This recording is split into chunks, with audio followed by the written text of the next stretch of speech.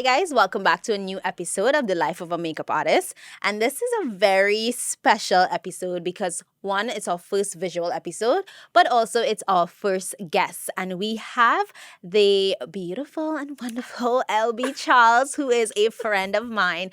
And today we're going to be talking about transitioning from full-time to freelance. And I found that this is a really important conversation to have because when I was transitioning, Lakeisha was my right hand along the way, and we have some stories to tell. Yes. So I wanted to introduce you guys to my very dear friend, LB, and also kind of give you a little background on who she is. Now, I don't know if she's very soft-spoken and doesn't like to brag on herself, so I'm going to do it.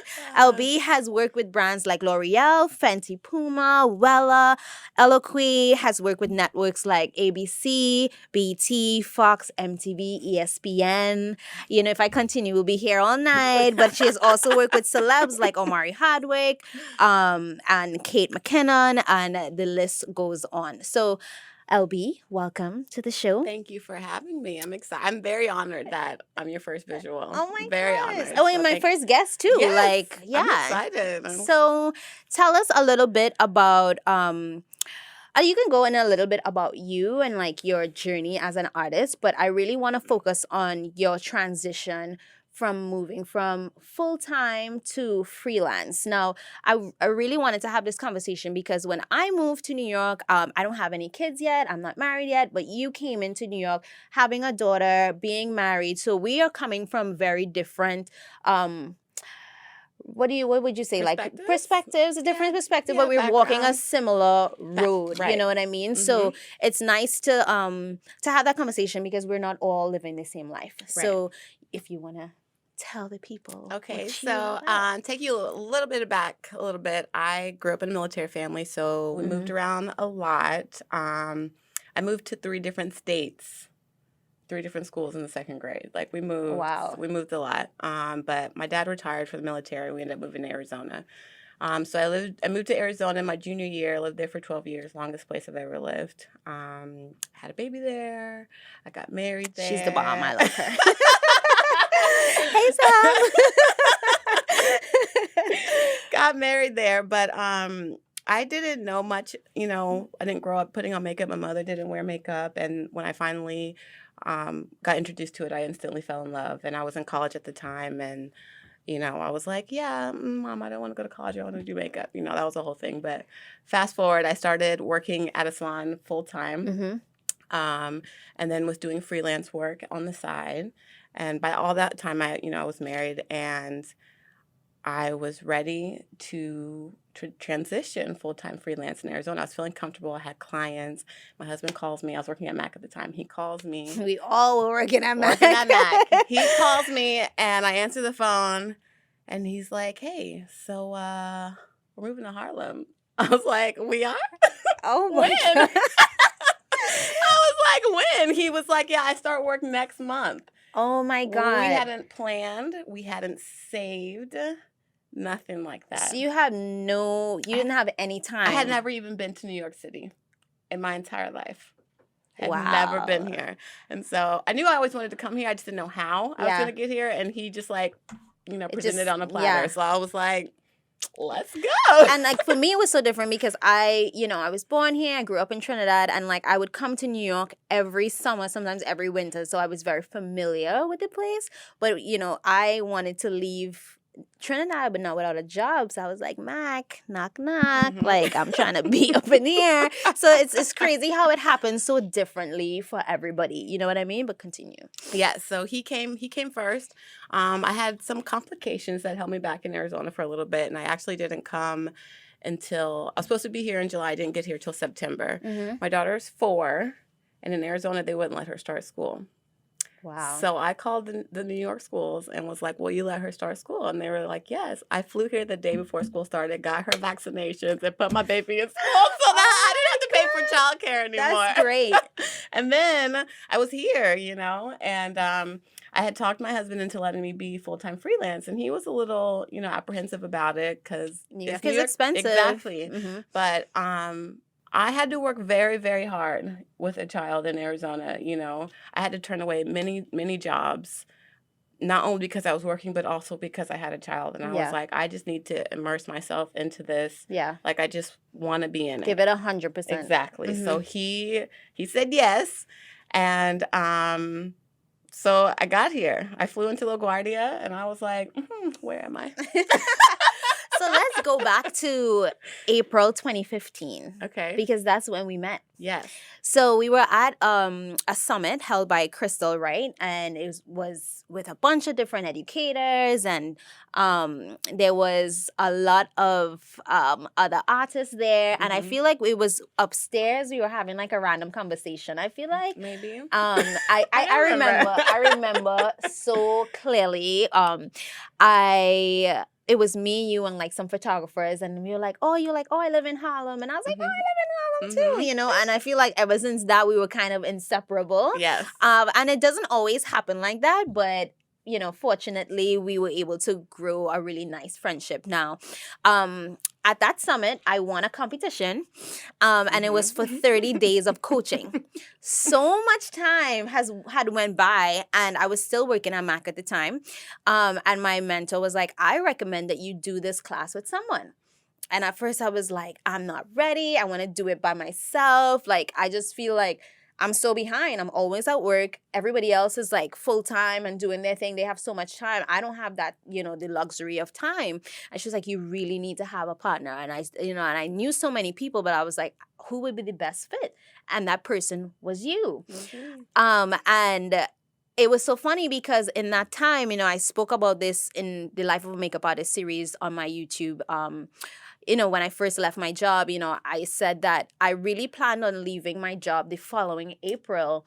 But within 3 months of this coaching, I left my job. And LB was my right hand. Now, can you speak a little bit on what this coaching from Linda Zirkus, let's be real, because it was not easy. Yeah, because it's like freelance boot camp. It really was, you know, and to go back a bit, like when you're leaving your job, like obviously that's another conversation to be had because it's very difficult, like, you know, but here we're talking about when you're finally in the pool of being a freelancer. It's like, okay, who manages me now? Who's gonna stop me from Netflixing and chilling all day? Nobody, you know what I mean? So having this coach, Linda Zirkus, teach us, you know, what it really takes to be a freelance makeup artist, to the point where we had about 3 different classes of artists that we mentored. Yes, after. And you know, there was a particular moment that I had in these streets. I was crying in these streets. So I had to. So you tell them what we had to do, because we had some insane activities every week, and if we did not complete those activities, we would not have our coaching call. Right. Which happened many times. Which I cried about sometimes, and sometimes it was my fault. So she would miss her class, or I would miss it, and it was just like a mess. And but you go ahead. Bad. Yes, it held you accountable though, so it was good. But so this week Linda made us. We had to book a meeting with an agency.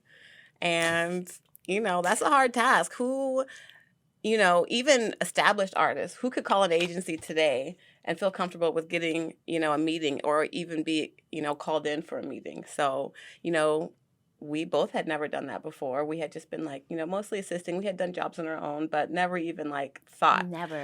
And so that's what we had to do that week. And it was tough. Lots of emails, you know. First, you know, you email, you know, because you're scared. But then finally, you know, you got to pick up that phone and get somebody on the phone and try to get in there. And so I'm going to tell you guys what happened. So I had to go to an agency, and at this point, we're both assisting full time. You know what I mean? We're testing here and there, but we really wasn't even testing to the level we are now, or you know what I mean? So I walked into this agency. I can't remember the name of the agency. It was literally just one room. So this is where it's bad, because I went low on the poll. I was like, yeah, this agency is definitely gonna have a meeting with me, because this agency is like, this is not it. You're like, you know what I mean? Want me. Yeah, like they're definitely gonna see me. I showed up to this place. These people looked at me like I had 5 heads. And I was so pissed. They did not want to talk to me. I walked out and I'm on the phone talking to Lakeisha like, I don't even want to be with the agency. I don't even know I have to do this right now. I'm so bad. I'm crying. Like I am crying my eyes out in on Prince Street because I am just like I do not want to do this, and it's so funny because sometimes like you have to push yourself through those moments You have to to be understand uncomfortable. you have to be uncomfortable. And I didn't realize that. I think that when people want to leave their jobs to explore a new thing, it's like because you want to be comfortable doing what you want to do, but you don't realize that it's going to be even harder than whatever you were doing before. So I was crying on the phone to Lakeisha, and she's like, no, it's okay, it's fine.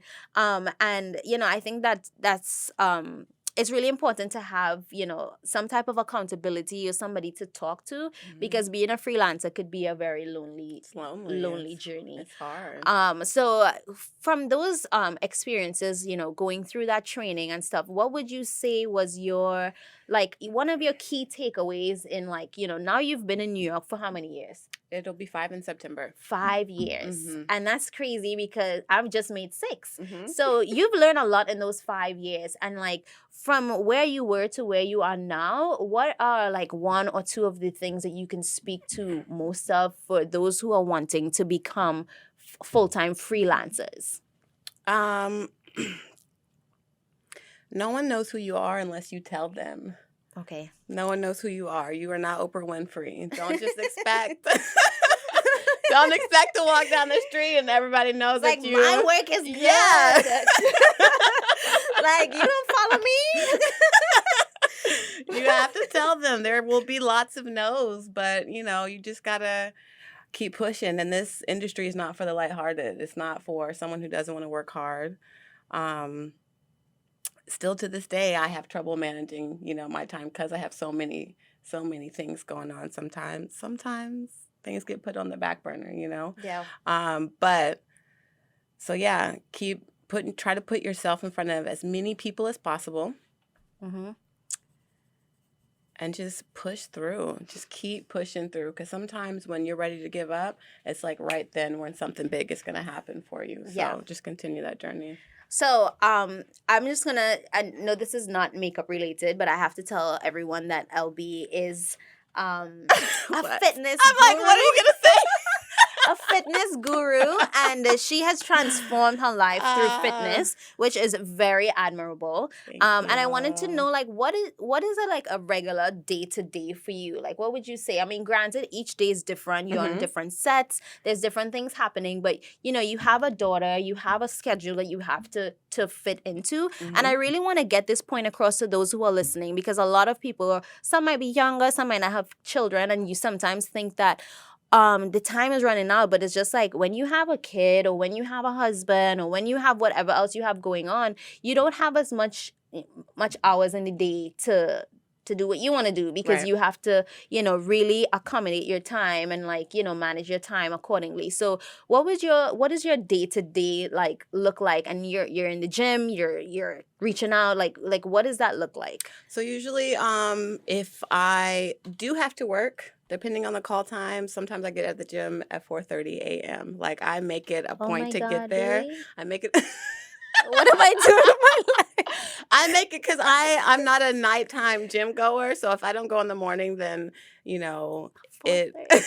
I stretched this morning and I felt so accomplished. I stretched in bed for 10 minutes. It's like a YouTube stretch video. You did Wow. it. See, yeah, I did it. You did it. So I'll go to the gym. I like a routine, especially after going through the whole thing with Linda. I enjoy a routine now. Okay. And if I'm not in that routine, I feel like my day's not going to go as great. So I'll go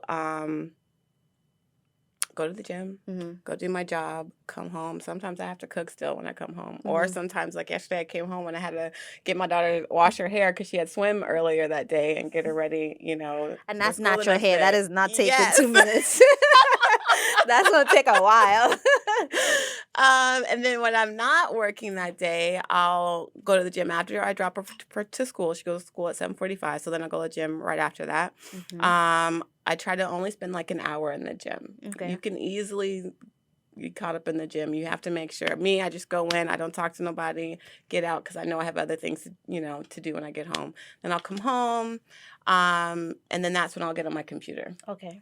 that's when I try to start doing some work, whether it's different every day. Sometimes I'm just updating my website or finding new people to reach out to, or actually reaching out to people, updating comp cards, updating my resume.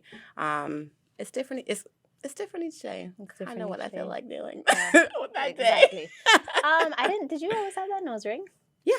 Oh my God! When did you change the ring? No, I've always had it. Is it like poking out right here? Is that why you're asking? No, I just feel like it looks new. Like I haven't seen it in a while. I don't know. I washed my face before I came. Maybe it's like listening. I'm like, I have my fake one I use, but No, yeah, I've always had it.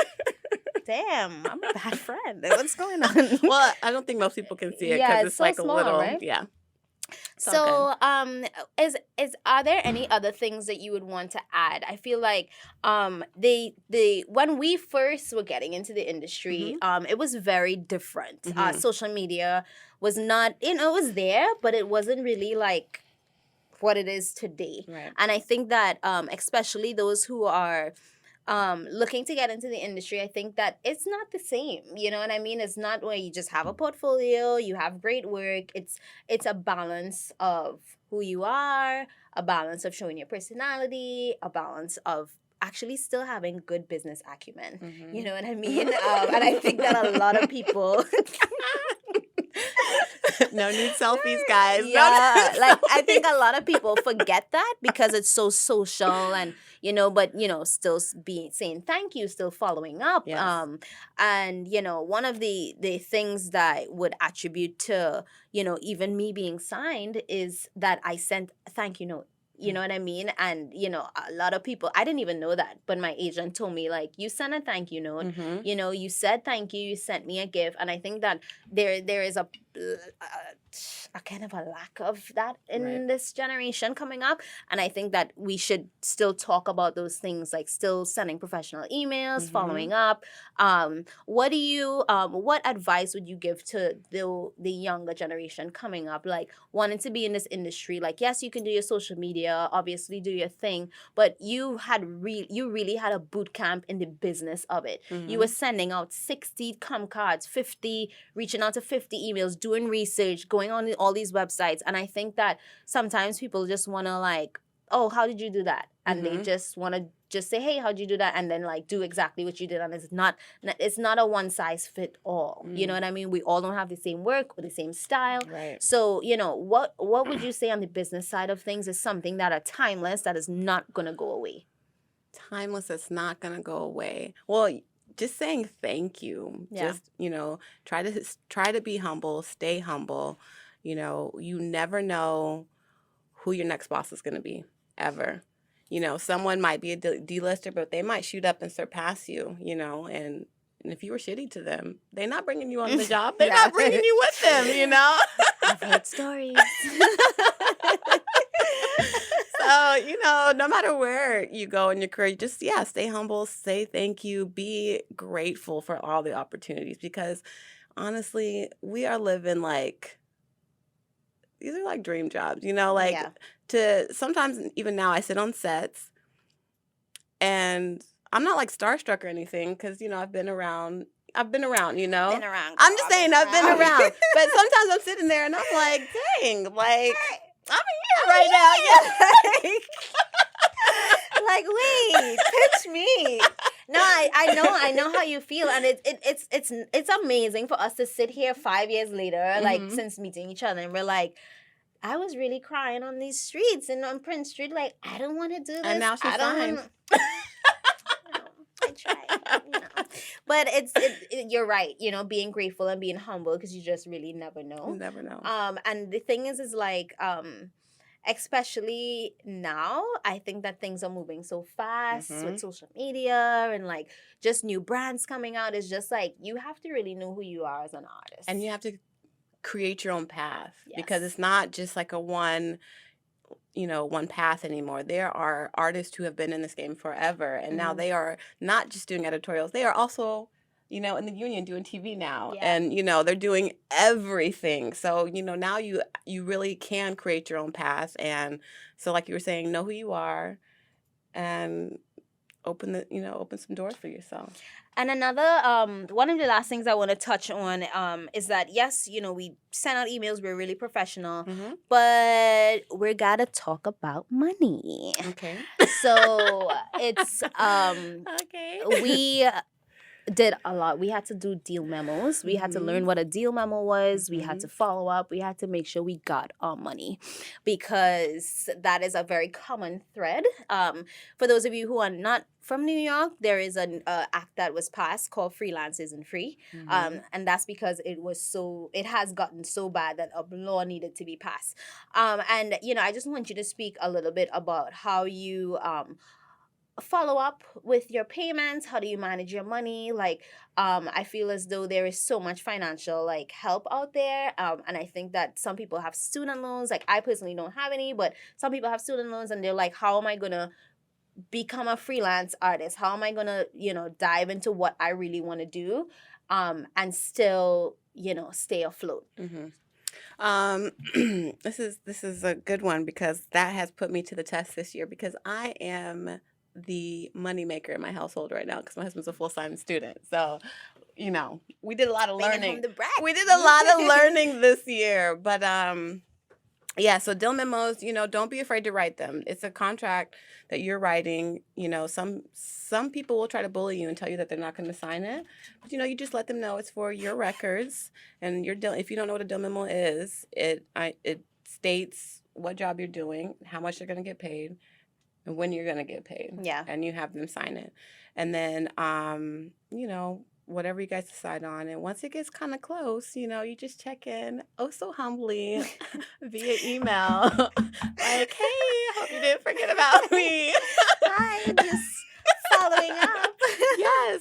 Just, let me know if there's anything else you need me to send you. I'm happy to help. Always keep it nice. People always want to help nice people, Yes. for the most part. If you come in there, trying to bogart people for your money, you might get a little bit of resistance. They might not call you back next time. So, try to keep it peaceful. But, and then for me, what I've been doing when I get my checks, half of it, I have 2 accounts now.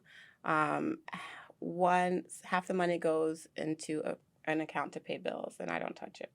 And then the other half is for us to live on. So that's how I've been, that's what has been working for me. I'm sure there's many ways to do it, but you got to create a budget. You can't just be out here sliding them debit cards anymore.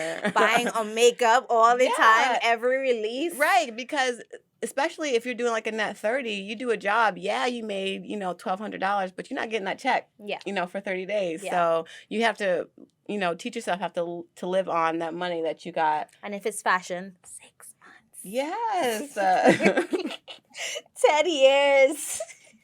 It's been 82 years. You done forgot about the check. You're like, surprise. Where does money come from?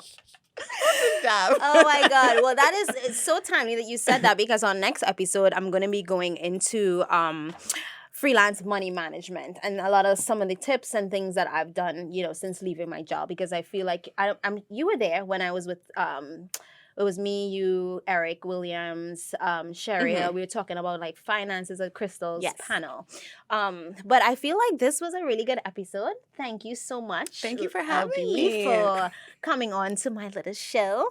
If you want to follow more of Lakeisha's journey, her Instagram is? It's LB Charles Beauty. And there's more. What's the other one? Do you want the other one too? Oh, if you guys want to follow my fitness journey, it's lifts_LBs. So like pounds, LBs, my name, play on words. And are there any closing words or anything you want our audience to know? Just stay the journey. Don't get caught up in social media, trying to be like everyone else. Me personally, I like to do like very beautiful, maybe more like commercial makeup. And that's not what everyone does. Yeah. But stick to what you like to do. Exactly. And there will be a client for you. Yeah. You know what I mean? So just stay true to yourself and keep going, and everything will work out. I completely agree. Thank you so much, LB, for being on the show. Thank you. And we will see you guys in the next episode. Bye.